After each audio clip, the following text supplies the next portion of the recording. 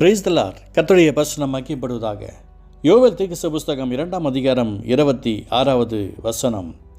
நீங்கள் சம்பூர்ணமாக சாப்பிட்டு திருப்தி அடைந்து உங்களை அதிசயம் நடத்துவது உங்கள் தேவனாகிய கர்த்தருடைய நாமத்தை துதிப்பீர்கள். என் ஜனங்கள் ஒருபோதும் வெட்கப்பட்டு போவதில்லை. அல்லேலூயா. என் ஜனங்கள் ஒருபோதும் வெட்கப்பட்டு போவதில்லை. நாம் அவருடைய ஜனமாய் இருப்பது உண்மையானால் நாம் வெட்கப்பட மாட்டோம். எனக்கு பிரியமானவர்களே, அநேக விஷயங்களில் நாம் தலைகுனிவோடு தான் இருக்கிறோம். சில உறவுகளை பார்க்கும்போதோ, சில வேலைகளுக்கு போகும்போதோ, பிஸ்னஸில் இருக்கும்போதோ, இல்லை ஜபத்தில் இருக்கும்போதோ, சில விஷயங்களில் நமக்கே தெரியாமல் நாம் தலைகுனிவோதான் இருக்கிறோம். ஆனால் வேதம் எப்படி சொல்லிக்கிறது? என் ஜனங்கள் ஒருபோது வெட்கப்பட்டு போவதில்லை. எனக்கு பிரியமானவர்களே, நிறைய விஷயங்களில் நாம் தடுமாறிக்கொண்டே தான் இருக்கிறோங்க. ஏன் இந்த காரியங்கள்? எனக்கு ஒரு அற்புதம் நடக்காதா என்ற ஏக்கத்தோடு தடுமாறிக்கொண்டிருக்கிற எத்தனையோ குடும்பங்கள் இருக்க தான் செய்கிறாங்க. ஆண்டவர் முன்னாடியே நமக்கு சில ஆலோசனை கொடுக்குறார். இப்போ பார்த்தீங்க அப்படின்னு சொன்னால், கவர்மெண்ட் சொல்லிக்கிறது இந்த சீசனில் மழை வரும் நமக்கு தெரியும், வெயில் வர்றது நமக்கு தெரியும், பனி பெய்வது நமக்கு தெரியும். ஒவ்வொரு சீசனுக்கு எப்படி நமக்கு தெரியும்? அந்த சீசனுக்கு முன்பதாகவே அதுக்கு வேண்டிய ஆயத்தங்களை நாம் செய்ய வேண்டும். அந்த நேரத்தில் நம்ம ஆயத்தப்படுத்துவது எந்த விதத்திலும் தகுதி இல்லை. ஏதோ மணவலன் வருகிறேன்னு சத்தம் கேட்கிறது.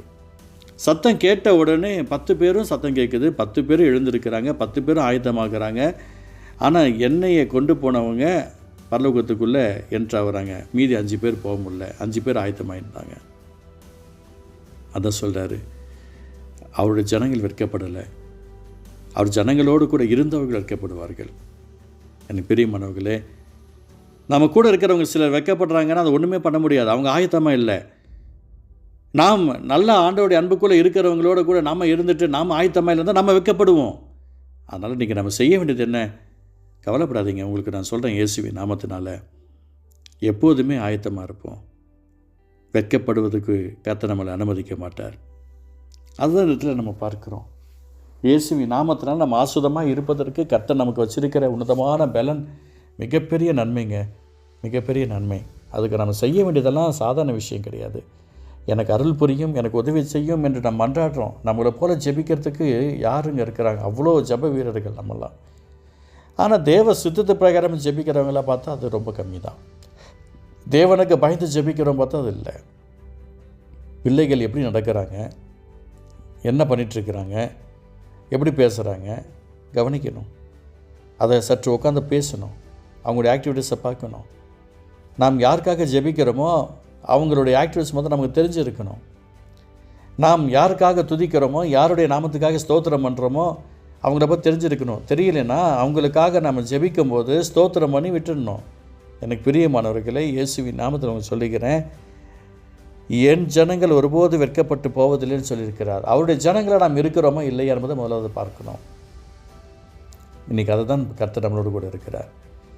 ஏசப்பாவோடு கூட இருந்தவங்க எத்தனையோ பேர் எடுத்துக்கொள்ளப்பட்டாங்களா பார்த்தா கிடையாது.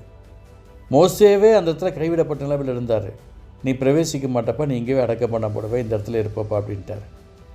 எனக்கு பிரியமானவர்களே, உங்களுக்கு இயேசுவின் நாமத்தில் நான் சொல்கிறேன், ரொம்ப கவனமாக இருக்கணும். எந்த விதத்துலேயும் கர்த்தர் ஒருபோது வெட்கப்பட விட மாட்டான்னு வார்த்தையை மட்டும் பிடிச்சிட்டு இருக்காதீங்க. வாழ்க்கையில் அவர் நம்ம இடத்துல எதிர்பார்க்கிறதை அத்தனையும் அவருக்கு முன்பதாக அர்ப்பணித்து செப்பனிட்டு அவருக்கு முன்பதாக ஓடக்கடுவோம்.